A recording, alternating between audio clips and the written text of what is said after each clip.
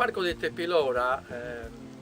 nasce grazie alla volontà e alla sensibilità manifestata da diversi amministratori locali che si sono succeduti nei vari comuni che sono ricompresi all'interno dell'area territoriale del parco, ossia dei comuni di Bitti, di Lodè, di Torpè e di Posada. Ognuno di noi, recandosi all'interno di questo territorio, deve cercare di avere maggiore osservanza e maggiore attenzione sul territorio stesso.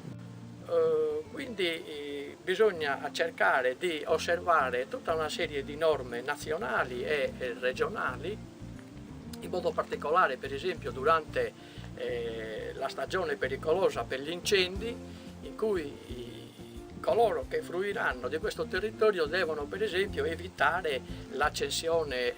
di fuochi, devono evitare di maltrattare il territorio con l'abbandono incontrollato dei rifiuti, evitare di strappare piante e fruire il territorio con il massimo rispetto nei confronti della fauna e della flora. La fruizione può avvenire in vari modi, con l'organizzazione di attività sportive oppure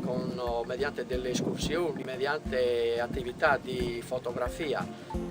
Il tutto comunque deve essere incentrato al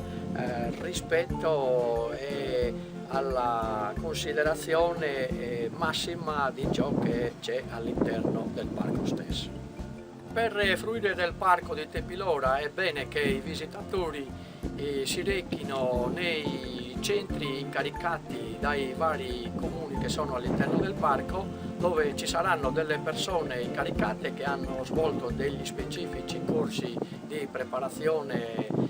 come guide ambientali turistiche e che accompagneranno i visitatori nei vari luoghi più importanti del parco stesso. Poi per esempio è molto importante che ogni visitatore, prima di inoltrarsi sul parco, si possa dotare di una idonea cartografia, in modo tale da poter seguire i sentieri che sono presenti all'interno del parco ed evitare che magari si possano perdere con tutti i disagi che ne possono derivare. Il Corpo Forestale all'interno del Parco di Tepilora svolge tutta una serie di attività che servono per prevenire e per reprimere i reati e violazioni amministrative che possono essere in contrasto con norme nazionali e regionali e che sono di deturpamento per il parco stesso.